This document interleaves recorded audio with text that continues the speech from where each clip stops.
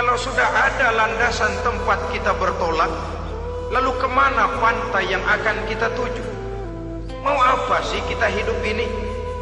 Berleha-leha, menjalani acara rutin, bangun tidur sampai tidur lagi, kemudian besok begitu lagi, sampai menunggu datangnya sang ajal? Atau ada satu tujuan yang akan kita capai di dalam kehidupan ini?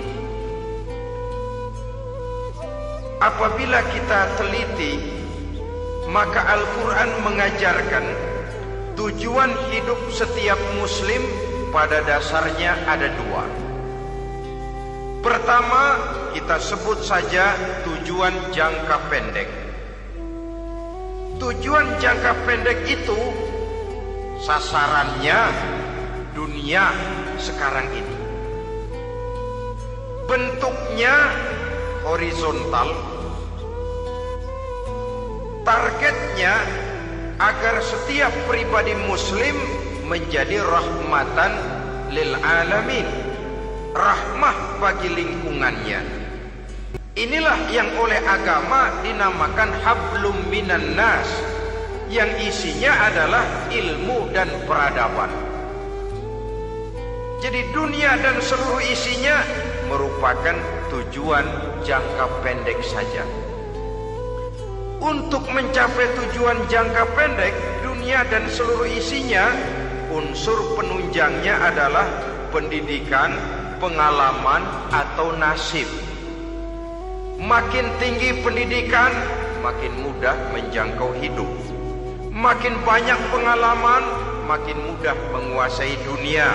Atau karena faktor nasib, pendidikannya tidak seberapa, pengalaman pun kadang-kadang dangkal, tapi karena nasibnya lagi hoki, kata orang sekarang, nasibnya lagi bagus, dia naik ke panggung memegang peranan. Faktor yang namanya nasib ini ada, tapi tidak bisa dijadikan sandaran. Untuk menjangkau dunia dan seluruh isinya, unsur penunjangnya pertama pendidikan, yang kedua pengalaman, yang ketiga faktor nasib. Oleh karena itu, apabila kita ingin mudah mencapai dunia, yang pertama harus kita laksanakan bagaimana menempuh satu pendidikan. Di zaman sekarang orang terangsang untuk hidup dalam pola yang oleh orang-orang priangan disebut hardolin. Saudara tahu hardolin? Itu potongan dari dahar modal ulin. Filsafat hidup yang pakaian mau bagus, makan mau enak, kerja nggak mau. Akhirnya jadilah dia penghayal kelas berat, tukang-tukang lamun kelas tinggi. Tiap hari kegiatannya ya cuma tidak terlepas dari tiga kriteria itu. Hardolin. Pokoknya kalau sudah dahar, modal, ulin. Besok ya begitu lagi. Pola dari dimana orang pakaian mau bagus, makan mau senang, duit mau punya, kerja tidak mau. Kadang-kadang mau kerja tapi tidak tahu apa yang harus dikerjakan. Ditambah oleh sempitnya lapangan pekerjaan. Tidak tahu apa yang harus dikerjakan, dilatar belakangi oleh tidak adanya pendidikan yang dia terima, sehingga mau kerja apa lalu bingung. Oleh karena itu, terutama buat adik-adik remaja, para pemuda, saya berpesan untuk menjangkau dunia, yang pertama harus kita jalani bagaimana membina diri, mendidik. Taruh kata drop out, putus sekolah. Tapi drop out bukan halangan bagi tumbuhnya cita-cita yang mulia. Bahkan ada orang bilang many a great man starts as a newspaper boy. Banyak orang-orang besar yang memulai pekerjaannya dagang koran. Putus sekolah bukan merupakan halangan bagi tumbuhnya cita-cita yang mulia. Dan tidak sedikit orang-orang besar yang tidak keluaran perguruan tinggi. Tidak sedikit orang-orang besar yang tidak merupakan produk dari perguruan tinggi tertentu, tapi kerajinannya belajar, banyak membaca, banyak bergaul, autodidak. Syukur kalau masih bisa menempuh pendidikan yang formal.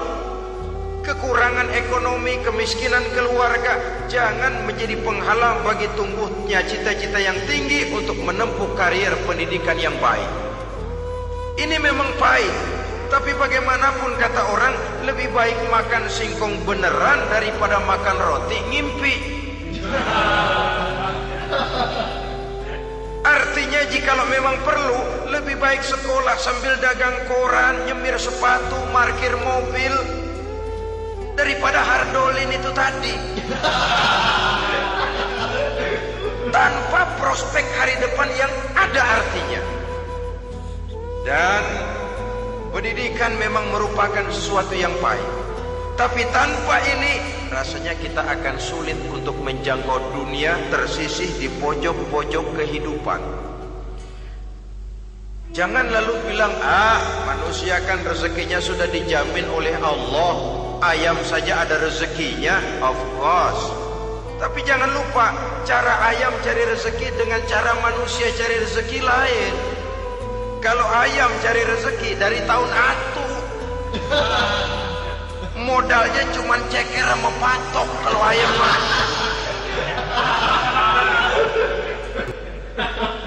asal bisa nyeker, bisa matok, ayam dapat rezeki. Pokoknya kertok dah.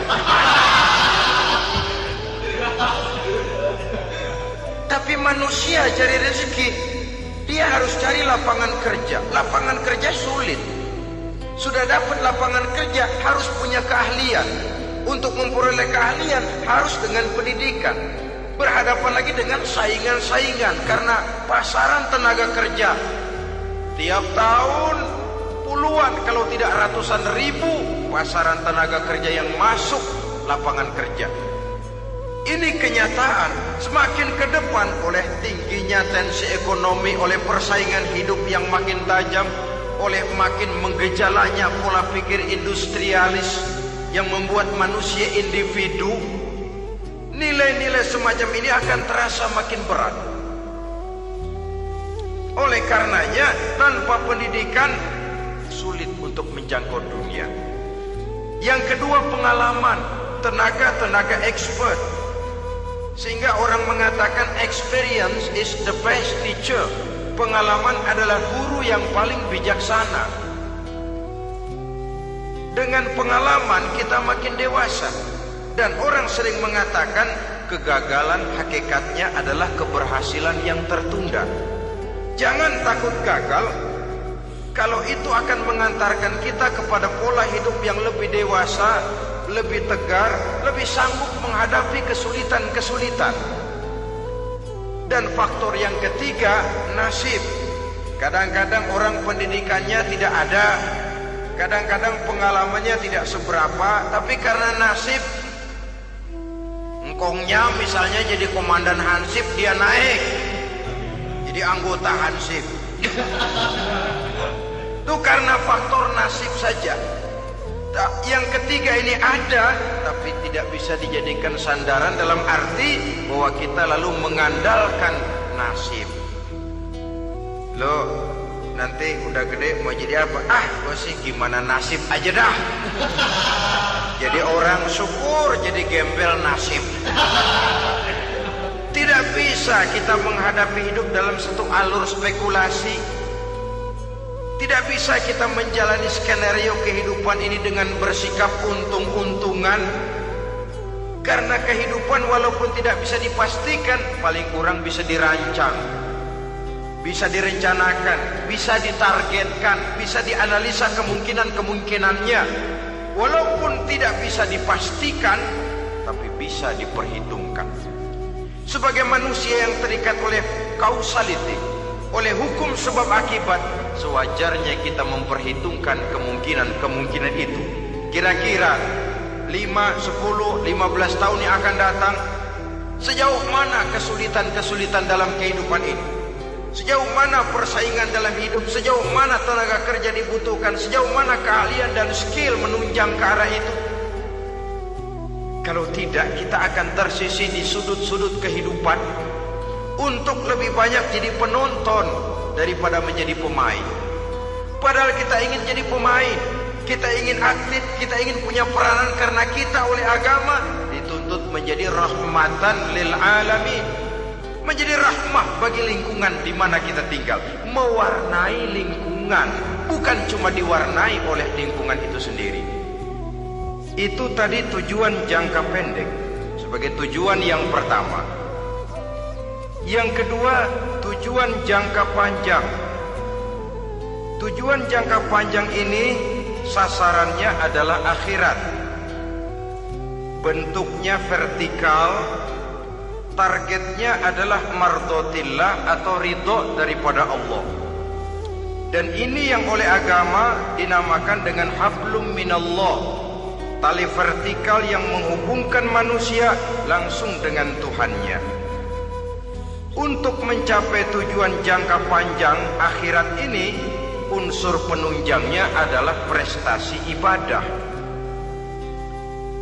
Kalau untuk tujuan jangka pendek, dunia dan seluruh isinya, pendidikan, pengalaman, dan nasib memegang peranan yang sangat penting, maka untuk akhirat, pendidikan, pengalaman, nasib tidak punya pengaruh banyak.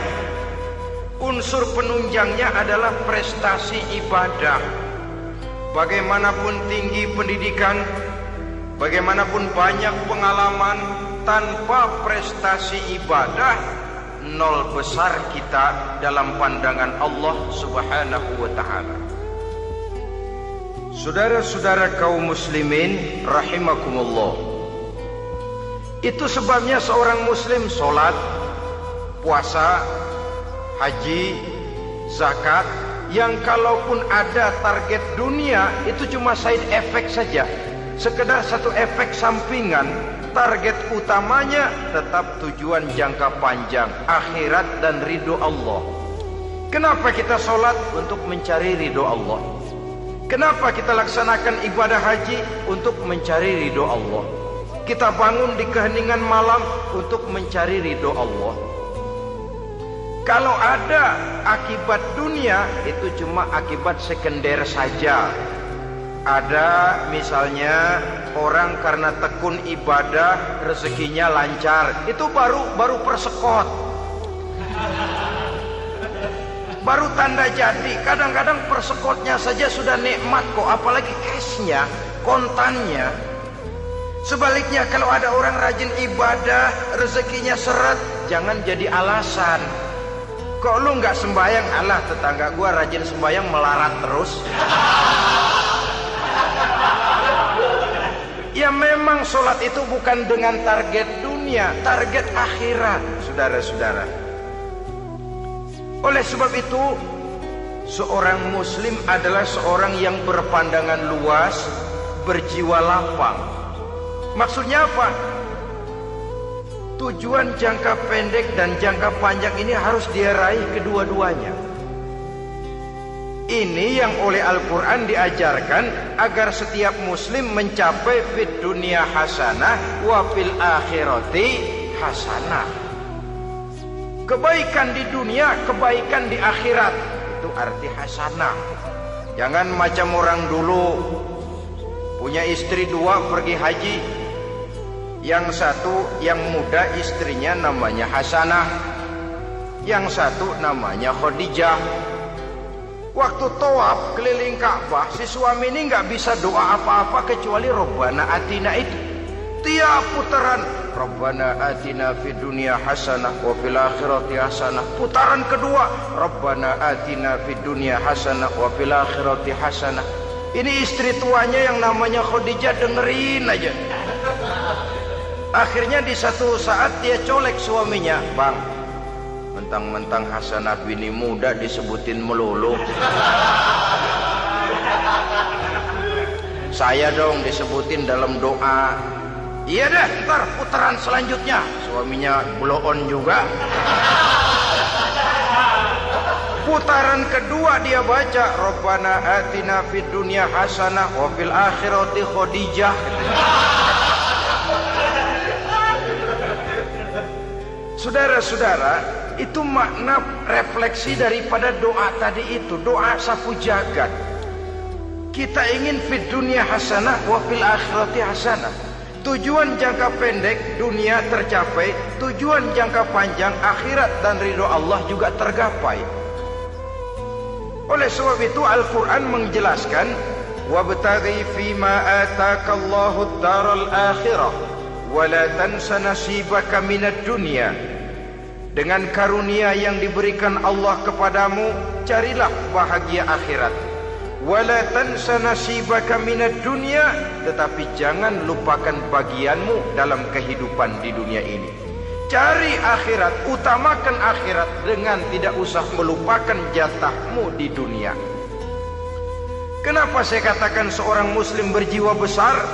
Sebab andai kata dia gagal mencapai tujuan jangka pendek, andai kata dia gagal di dunia, dan dia oleh Islam diajarkan jangan sampai gagal, tapi andai kata dia gagal, dia masih punya tujuan jangka panjang, akhirat dan ridho Allah.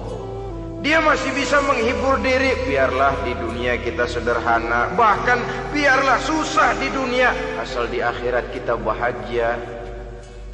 Orang yang tidak punya pandangan hidup semacam ini, sorgalah dunia ini, segalanya telah tertumpu di sini.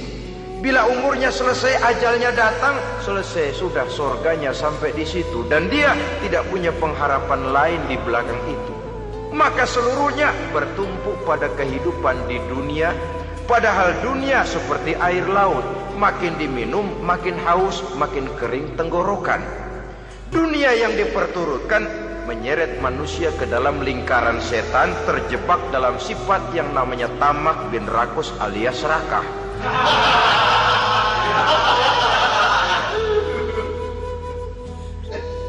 Andai kata dia gagal untuk tujuan jangka pendek, dia masih punya tujuan jangka panjang, akhirat. Dia masih sanggup berkata, biar di dunia kita sederhana, bahkan biar kebelangsak sengsara susah di dunia, asal di akhirat kita bisa bahagia.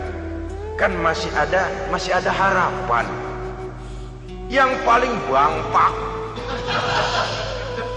paling rusak betul, sudah di dunia sengsara, di akhirat celaka. Jadi dunia rumahnya gubuk, pinggir kali miring, asal hujan bocor, utang selebar warung. Bayang kagak, ngaji enggak, puasa enggak, saban malam merit mulu. Saudara hadirin yang saya hormati, lalu kapan mau bahagia kalau sudah di sini susah, di sana akan susah juga. Ini yang pertama, seorang muslim, seorang yang optimis, berjiwa besar, luas pandangan. Kegagalan dia dalam jangka pendek tidak menyebabkan dia melupakan tujuan jangka panjang. Yang kedua, positifnya apa? Cara dia mencapai tujuan jangka pendek diwarnai oleh keyakinan adanya tujuan jangka panjang. Dia memang benar cari harta, tapi karena dia yakin ada akhirat, Allah ridho apa tidak. Ini positifnya. Saya memang cari duit, tapi dengan cara ini Allah ridho apa tidak. Saya memang ingin berpakaian yang rapi, tapi dengan tidak menutup aurat begini, Allah ridho atau tidak.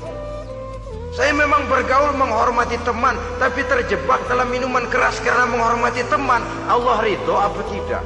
Ini orang yang punya tujuan jangka panjang. Segalanya diberikan bingkai dengan pertanyaan, Allah ridho atau tidak. Keyakinannya terhadap tujuan jangka panjang mewarnai gaya hidupnya di dunia ini, mencapai tujuan jangka pendek tadi. Mau minum, Allah ridho apa enggak ini? Mau makan, yang saya makan Allah ridho apa enggak ini? Pendeknya apapun yang mau dia kerjakan, karena dia punya keyakinan tujuan jangka panjang, dia selalu menimbang terhadap ridho Allah tadi. Jadi tanpa prestasi ibadah, kita nol besar dalam pandangan Allah.